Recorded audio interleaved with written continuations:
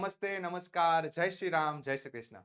ધોરણ 10માં ભણતા બધા જ વાલા વિદ્યાર્થી મિત્રોનું હું કેતન ચોટલિયા ઓશિયન કોચિંગ ક્લાસીસના એક પ્લેટફોર્મ પર હાર્દિક સ્વાગત કરું છું. વિદ્યાર્થી મિત્રો, સેક્શન એ જેની અંદર પેરેગ્રાફ પરથી સવાલ જવાબ વિદ્યાર્થી મિત્રોને બહુ જ કન્ફ્યુઝ થતું હોય છે. તો તમને ખબર હશે આપણે ઓલરેડી 1 થી 4 પાર્ટ માત્ર પેરેગ્રાફ પરથી સવાલ જવાબના ડિસ્કસ કરેલા છે. જોવાના બાકી હોય તો ખાસ જોજો, કારણ જે પ્રકારે ડિઝાઇનથી સમજાવેલું છે, જે પ્રકારે એનિમેશન તમને સમજાવી ભાષામાં ડિઝાઇન કરેલું છે, એ માત્ર તમને ઓશિયન કોચિંગ ક્લાસીસમાં જ મળશે. અને મજાની વાત, અત્યારે જે આપણે આજના વિડીયોમાં ડિસ્કસ કરવાના છે યુનિટ નંબર 5 ના પેરેગ્રાફ પરથી સવાલ જવાબ, એ તમે જે વર્ષોથી વિશ્વાસ ધરાવો છો, નવનીત, યસ, જેણે તમારા માટે પ્રથમ પરીક્ષાને ધ્યાનમાં લઈને એક મસ્ત મજાનું પ્રકાશન ડિઝાઇન કરેલું છે. યસ, જોઈ શકો છો, વિકાસ પરીક્ષાલક્ષી અસાઇનમેન્ટ. નાનપણમાં તમે નવનીતની મદદથી ઘણા બધા કામ આસાન કરેલા છે, તો એ જ નવનીતે તમારા ધોરણ 10 ને શાનદાર બનાવવા માટે, ગોલ્ડન બનાવવા માટે એક મસ્ત મજાનું અસાઇનમેન્ટ સોલ્યુશન તમારા સાથે પ્રથમ પરીક્ષાનું શેર કરેલું છે. કોન્ટેક્ટ નંબર સ્ક્રીન પર દેખાય છે, ખાસ તમે ઓર્ડર કરી શકો છો. યસ, જોઈએ unit number 5 playing with fire, એના પેરેગ્રાફ પરથી સવાલ જવાબ. તો સ્ક્રીન પર તમને પહેલા પેરેગ્રાફ દેખાય છે. ઘણા વિદ્યાર્થીઓ નવા હશે, તમને આપણી સમજાવવાની પેટર્ન કદાચ ખ્યાલ ના હોય, પણ તમે જે પ્રમાણે સ્કૂલમાં જે કામકાજ કરો છો, પાછળથી જવાબ જોવાનો, પેરેગ્રાફમાં ટીક કરી નાખવાનો અને એ જ તમારે જવાબ લખી નાખવાનો, એ જ કરો છો. પણ એ કરો એની અંદર નાના મોટા ચેન્જીસ કરવા પડશે. તો કેવા ચેન્જીસ કરવાના, ક્યાંથી સવાબ ઉઠાવવાનો, એ બધી ડિસ્કશન આજના સેશનમાં થશે, તમને સમજાય એવી રીતે. ચલો, વોટ ઇઝ પાયરોટેકનિક્સ? નસીબદાર હોય ને એને આ પ્રકારનો પેરેગ્રાફ આવશે, કારણ બહુ આસાન છે. તો સવાલ પરથી જવાબ બનાવવાની ટ્રાય કરો. Pyrotechnics is the science of fireworks. જોઈ લો, તો સવાલનો જવાબ કઈ જગ્યાએ છે એ તમને અલગ કલરથી હાઇલાઇટ થયેલું દેખાશે, અને સવાલ પરથી જવાબ કઈ રીતે બનાવવાનો એ પણ તમને હું કહીશ. મતલબ તમારે જે જોઈએ છે એવી સમજૂતી મળશે. Yes, pyrotechnics is the science of fireworks. આ તમારો પહેલો સવાલ. Second, what does pyrotechnics include? ચલો, આ તો બહુ આસાન છે, અને મજાની વાત એ આમાં તો તમે પૂરેપૂરા માર્ક્સ લઈ શકશો. પહેલી વાત, અહીંયા જે ડઝ દેખાય છે, અહીંયા જે ઇન્ક્લુડ દેખાય છે, તમે કદાચ આગળના વિડીયો જોયા છે તો ખ્યાલ આવી ગયો હશે કે આ સાદા વર્તમાનકાળ પ્રશ્નાર્થનો કન્સેપ્ટ છે. હવે તમે જ્યારે જવાબ બનાવો છો ત્યારે જવાબ વિધાનમાં બને, અને વિધાનમાં બનાવશો ત્યારે તમારે ડઝ અને જે ઇન્ક્લુડ છે એનું તમારે વિફાઈ કરવું પડશે. ક્રિયાપદનું પાંચમું રૂપ જે થશે ઇન્ક્લુડ્સ.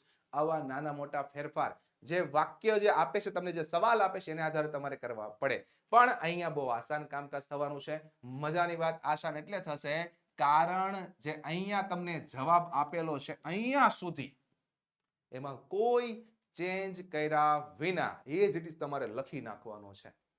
તો ભલે તમને સાઈઝમાં મોટો પેરેગ્રાફ દેખાય, ભલે તમને જવાબ મોટો દેખાય, પણ ગભરાવાનું ક્યાં છે? લખવાનું તો જોઈને જ છે.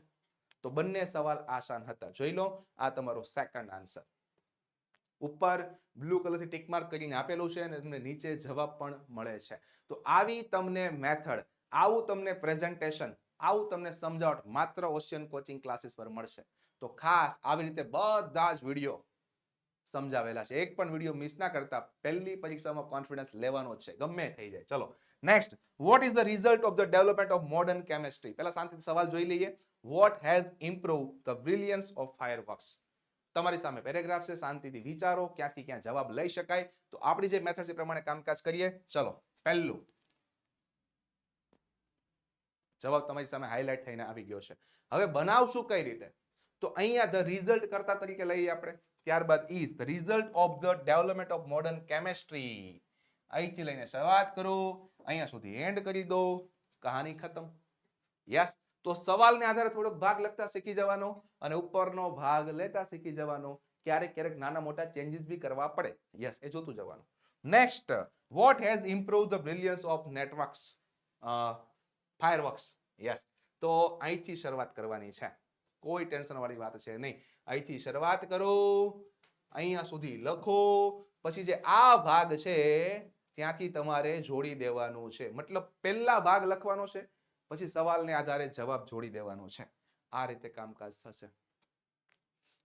આ મેથડથી જે શીખવાની મજા આવે અને પેરેગ્રાફ પરથી સવાલ જવાબ સોલ્વ કરવાની મજા આવે ને, એ જે વિદ્યાર્થીઓ મહેનત કરીને ખ્યાલ આવી ગયો છે કેટલું કામ આસાન થઈ જાય. યસ, તો આવી જ અલગ અલગ મેથડથી અલગ અલગ ટેકનિકથી તમારે કામકાજ કરવું હોય, ગ્રામરને આસાન કરવું હોય તો એક મસ્ત મજાનો કોર્સ ઓશિયન કોચિંગ ક્લાસીસ તમારા માટે ડિઝાઇન કરી દીધો છે, બ્રહ્માસ્ત્ર કોર્સ. ગુજરાતના કોઈ પણ ખૂણે છો, દરેક વિદ્યાર્થી લાભ લઈ શકે માત્ર 399 રૂપિયામાં. ધોરણ 10 ના વિદ્યાર્થીઓનું અંગ્રેજીનું ટેન્શન ખતમ થવાનું છે. એપ્લિકેશન ડાઉનલોડ કરી લો, કોન્ટેક્ટ નંબર પર કોન્ટેક્ટ કરો અને કોર્સની પૂરી માહિતી લઈ લો એટલે તમારું કામ હળવું થઈ જાય. ફાયદા તમે સ્ક્રીન પર જોઈ શકો છો. વાંચવા માટે કલરફુલ પીડીએફ પણ મળશે. યસ યસ, મતલબ તમારું બધું ધ્યાન આ કોર્સમાં રાખેલું છે. બીજી એક વસ્તુ, આ કોર્સ અત્યારે પરચેસ કરવાનો ફાયદો એ છે, તમારી જે પહેલી એક્ઝામ હમણાં નજીક આવે છે એ એક્ઝામને લગતું કન્ટેન્ટ પણ તમને એમાં મળી જશે. મતલબ 399 માં જેકપોટ છે, તો ખાસ લાભ લઈ લેજો. Yes, next paragraph. Why do fire accident take place in Sivakashi? Why are only a few reliable person taught the art of manufacturing fireworks? ચલો શાંતિથી વિચારો. તમે બધા યુનિટનું ભાષાંતર જોયું હશે એટલે જવાબ ક્યાંથી લેવો તમને ખ્યાલ હશે. મેઇન મુદ્દો છે બનાવવો કઈ રીતે. ચલો તો ભાગ અહીંયા મળી જાય છે. રેડી? કઈ રીતે બનાવશું? Fire accidents take place in Sivakashi. Hardly any safety measure in force. Yes, જોઈ લો. અને હા, વાય થી હતો, કારણ દર્શાવવાનું હતું એટલે બીકોઝ વાળો ભાગ પણ ખાસ મહત્વનો છે. યસ, અને આ વાક્યમાં મને ક્યાંય દેખાતો નહોતું કરતા. યસ, જો કે અહીંયા હતું એનો ઉલ્લેખ કરીને તમે આખું વાક્ય ડિઝાઇન કરી શકો. આવા નાના મોટા ચેન્જીસ કરવાના થાય તો આવો એકાદો સવાલ જ આવે જેમાં તમારે ધ્યાનથી કામકાજ કરવું પડે. બાકી જે એક્ઝામમાં સવાલ પૂછાય છે એમાંથી 10મા ધોરણના લેવલ પ્રમાણે મેજોરિટી સવાલ કેવા હોય છે, ડાયરેક્ટ જવાબ મળી જાય અને નાના મોટા ચેન્જીસ કરવાના હોય એવા આવે છે. Next, why are only a few reliable person taught the art of manufacturing fireworks? ચલો અહીં આપેલું છે કારણ એ છે it is not considered safe to give anybody the details. એટલા માટે અહીંયા because બી આપેલું છે તો ડાયરેક્ટ તમારો જવાબ બની જાય. આ રીતે કામકાજ કરવાનું. તો આ તમારો બીજા આગળના પેરેગ્રાફ કરતા થોડું ધ્યાનથી કામકાજ કરવું પડે એવો પેરેગ્રાફ છે, પણ જેમને ભાષાંતર ખ્યાલ હોય એના માટે તો આસાન જ છે. Next, why should we observe safety rules in India? શા માટે ઓબ્ઝર્વ કરીએ? ચલો જુઓ તો ક્યાં દેખાય છે? હા, even children are allowed to play with fireworks in India. એ મુદ્દો લખવો પડશે.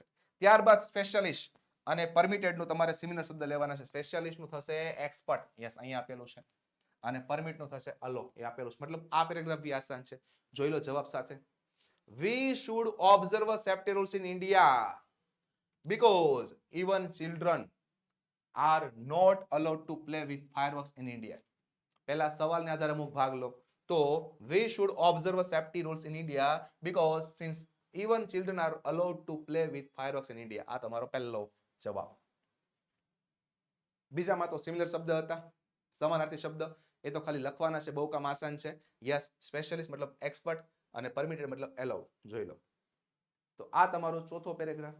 યસ, હજુ પેરેગ્રાફ બાકી છે પણ એની પહેલા તમારે હવે દરરોજના અપડેટ મેળવવા હોય ઇંગ્લિશને લગતા તો સ્ક્રીન પર કોન્ટેક્ટ નંબર આપેલો છે. ખાસ વોટ્સઅપ ગ્રુપમાં જોડાઈ જજો જેથી રેગ્યુલર અપડેટ મળતા રહે. આપણે અવારનવાર લાઈવ લેક્ચર બી લાવીએ છીએ તમારા માટે અને રેકોર્ડેડ લેક્ચર પણ હોય છે. તો ખાસ અંગ્રેજીનું ટેન્શન હોય તો કોન્ટેક્ટ કરી લેજો અને શાનદાર રીતે મહેનત કરી લેવાની છે.